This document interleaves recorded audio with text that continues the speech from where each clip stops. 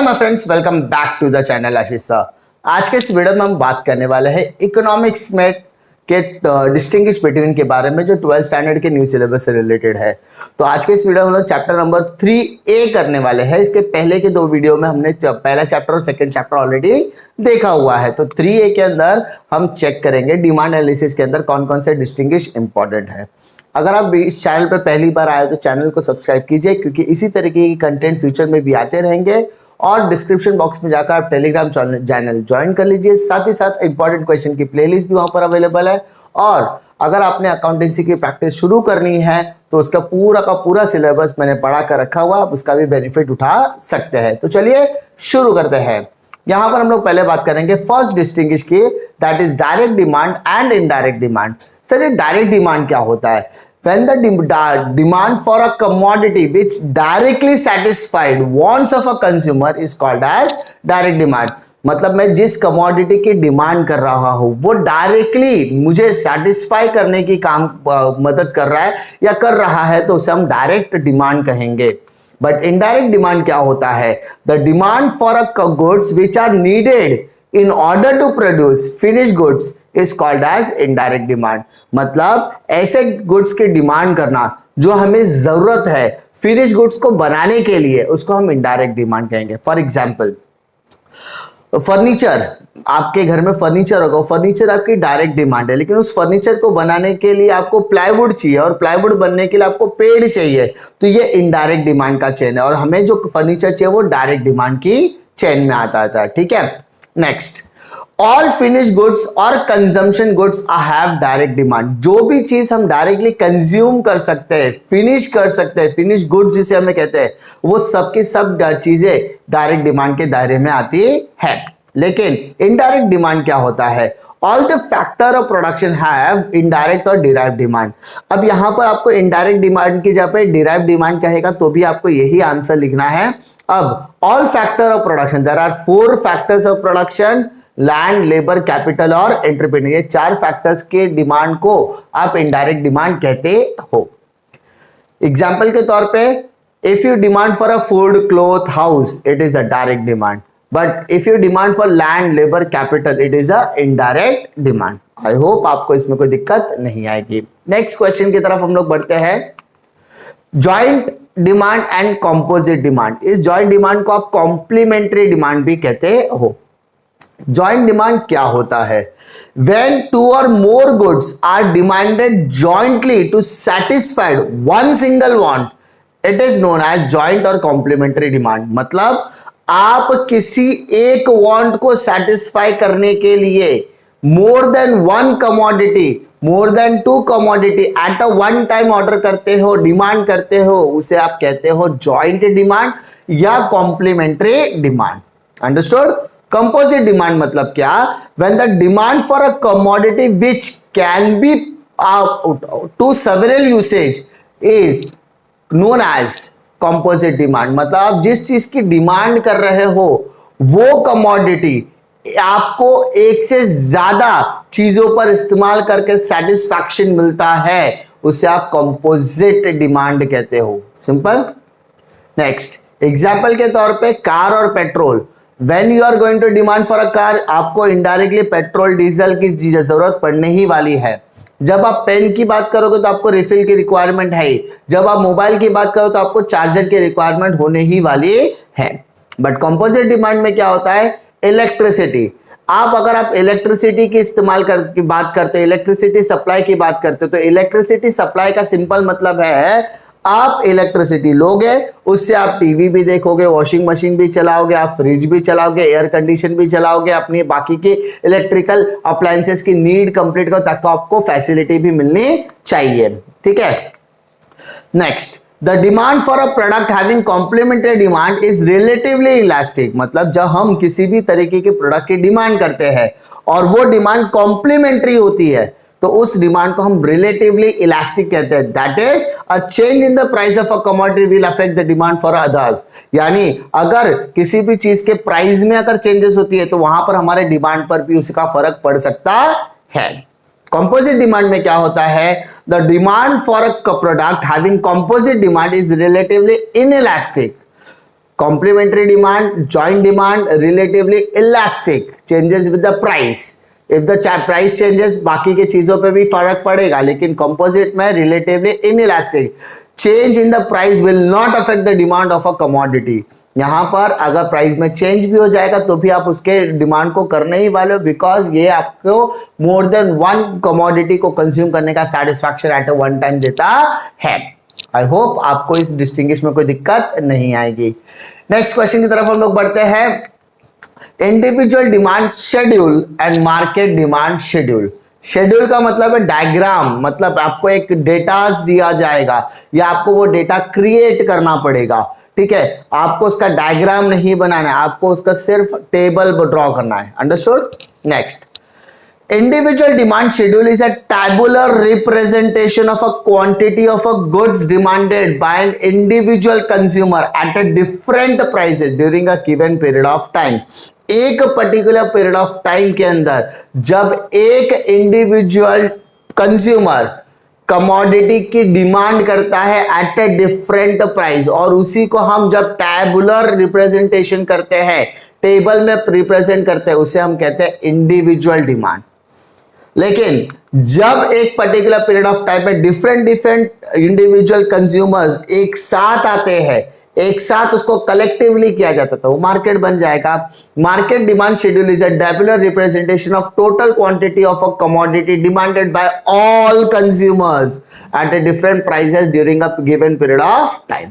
Simple. Individual demand schedule represent individual demand, individual और market demand schedule present market demand, individual demand schedule individual demand दिखाएगा, market demand schedule market demand दिखाएगा। Individual demand curve is relatively steeper, market demand curve is relatively flatter, ठीक है। तीन distinguish में आपको कोई दिक्कत नहीं आएगी। Next, expansion of demand and contraction of demand. याद होगा आपको, मैंने डेली टारगेट सीरीज में एक क्वेश्चन दिया था। Expansion of demand refers to a rise in the demand only due to fall in a price. Price कम हुआ इसीलिए डिमांड बढ़ गया, इसको कहते हैं एक्सपांशन, डिमांड बढ़ना। कॉन्ट्रैक्शन ऑफ डिमांड मतलब डिमांड का कम होना। कब होगा? When the prices gets rise. Contraction of demand refers to a fall in the demand due to rise in the price। Price बढ़ा, डिमांड कम हुआ, कॉन्ट्रैक्शन। प्राइस कम हुआ, डिमांड बढ़ गया, expansion of demand. Expansion of demand takes place solely due to fall in price, all of the factor remaining same। हम इसकी यहां पर जब बात करेंगे तो सिर्फ प्राइस की बात कर रहे हैं, तो प्राइस गिरा तो डिमांड बढ़ेगा, बाकी के फैक्टर्स सेम। और यहां पे contraction of demand takes place solely due to the rise in the price, other factors remain the same, constant. यहां पर भी प्राइसेस बढ़ेगा, डिमांड कम होगा, बाकी के factors remains the same. Expansion of demand is shown by the downward movement of the demand curve. आप diagram देख रहे होंगे, आप डायग्राम में देखो ए टू बी की तरफ जा रहा है, ए टू बी की तरफ जा रहा है, तो A to B expansion of demand है, ठीक है। कॉन्ट्रैक्शन ऑफ डिमांड में देखोगे तो demand curve is shown upward movement. यहां पर अगर आप देखो तो बी टू ए की तरफ जा रहा है, बी टू ए की तरफ जा रहा है, बी टू ए की तरफ जा रहा है, ए टू बी की तरफ आ रहा है, A to B to expansion, B से ए की तरफ जा रहा है तो कॉन्ट्रैक्शन। आई होप आपको इसमें कोई दिक्कत नहीं आएगी। उसके बाद increase in demand, decrease in demand, increase in demand, decrease in demand. When more quantity is demanded than before the same price, it is called increase in demand। मतलब आपको ज्यादा क्वांटिटी डिमांड की जा रही है before at the same price, मतलब यहां पर प्राइसेस के फैक्टर्स को ऑलमोस्ट सेम रखा गया है, prices remains same, quantity demanded is more, price same है, डिमांड ज्यादा है, इंक्रीज इन डिमांड। यहां पर when less quantity is demanded, when the price is same, price same है but quantity यहां पर हमने कम डिमांड किया, इसको कहेंगे decrease in price, sorry demand. Price same, price is same, quantity ज्यादा डिमांड करोगे increase in demand, quantity less demand करोगे decrease in demand. Increase in demand takes place due to favorable changes in factors other than price like fashion, income, taxation policy, advertisement etc. मतलब यहां पर हम prices को same रख रहे हैं, बाकी के फैक्टर्स की वजह से आपकी डिमांड कम या ज्यादा हो सकती है, ज्यादा हो सकती है। और यहां पर सारे फैक्टर्स सेम रहेंगे ऐसा नहीं है, यहाँ पे प्राइजेस को सेम रखा है, सारे फैक्टर्स की वजह से हमारा डिमांड क्या हो रहा है, कम हो रहा है, अनफेवरेबल चेंजेस हो रहे हैं, कम हो रहा है। ठीक है, इंक्रीज में डिमांड बढ़ रहा है, डिक्रीज में डिमांड कम हो रहा है, दोनों में क्या चेंजेस है, price remain same, other factors will going to influence the demand. An increase in demand is indicated by shift in demand curve to right, और डिक्रीज में हम क्या दिखाते हैं कि हमारा जो डिमांड कर्व है शिफ्ट टू लेफ्ट, वहां पे राइट, यहां पर लेफ्ट, यहां पे राइट, यहां पे लेफ्ट। उसके बाद डिमांड कर्व आप देखोगे, डिमांड कर्व आप जब बनाओगे वहां पर देखो, डिमांड कर्व आप जब बना रहे हो तो वहां पे ए से लेके बी की तरफ आ रहा है, बट जब आप डिक्रीज इन डिमांड देखोगे तो वो ए से बी की तरफ जा रहा है, ए से बी की तरफ जा रहा है, तो it is called as decrease in demand. क्या कहेंगे हम लोग, decrease in demand. I hope आपको इसमें कोई दिक्कत नहीं आएगी। Next question, inferior goods and superior goods, inferior goods and superior goods. Goods with a low quality of is considered as inferior goods. Goods of high quality is considered as superior. जिसकी quality अव्वल दर्जे के top quality, इसको बोलेंगे superior. जिसकी quality third class, जिसको आप पसंद भी नहीं करते, वो हो गया inferior goods. Inferior goods generally used bye poor people, जो गरीब होते हैं वो लोग ज्यादातर इंफीरियर गुड्स में डील करते हैं, but superior goods are generally used by upper middle class people, middle class people और रिच पीपल। ठीक है, सुपेरियर अच्छी क्वालिटी का आप कमा रहे हो, खा रहे हो, तो आपको लगता है मैं जो भी कंजम्पशन करो थोड़ा अच्छा होना चाहिए, तो आप लोग सुपेरियर गुड्स में डील करना पसंद करते हो। नेक्स्ट देखते हैं, डिजायर एंड डिमांड। डिजायर का मतलब क्या होता है, desire refer to a mere wish to of a person to have a particular commodity. मेरे मन में इच्छा है मेरे पास BMW हो, ये मेरी डिजायर है।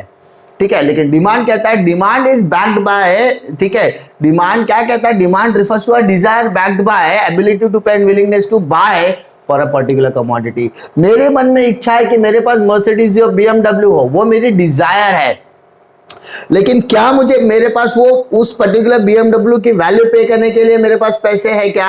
अगर आपके पास पैसे है, ability to pay and you are also willing to buy, so आपकी डिमांड फुलफिल हो सकती है। डिजायर मतलब इच्छा रखना। इच्छा पूरी कब हो सकती है, जब आपके पास देने के लिए पैसा हो और खरीदने की आपूर्ति हो, यानी विलिंगनेस हो, तब। Desire has no relation with the price and place and time. मेरा मन कर काश मैं लद्दाख जाता, मेरे डिजायर है मैं लद्दाख जाऊं, टाइम वो प्लेस से बिलोंग करता है। काश मैं आज भी बच्चा ही होता, ये क्या हो गया, टाइम, मेरी डिजायर वो है।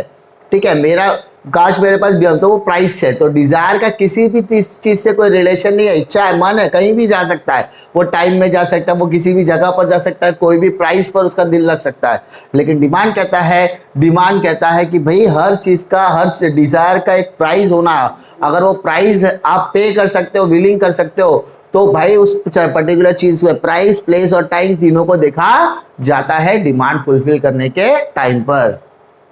उम्मीद करता हूं कि चैप्टर नंबर 3A में आपको कोई भी दिक्कत नहीं आएगी। अगर आपको किसी भी तरीके की दिक्कत आती है तो कमेंट सेक्शन में अपना कमेंट ड्रॉप कीजिए।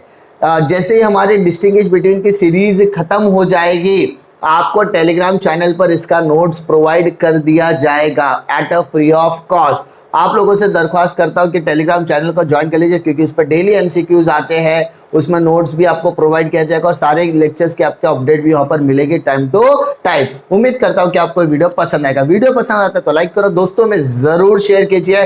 हमारे एफर्ट्स को मोटिवेट करने के लिए चैनल को सब्सक्राइब जरूर कीजिए और बेल नोटिफिकेशन को जरूर दबा के रखें, ताकि इसी तरीके के लेक्चर वाले वीडियोस जब भी चैनल पर आए तो आपको उसके अपडेट मिलती रहे। मिलता हूं मैं आपको अगली वीडियो में एक और नए लेक्चर वीडियो के साथ। तब तक के लिए जय हिंद।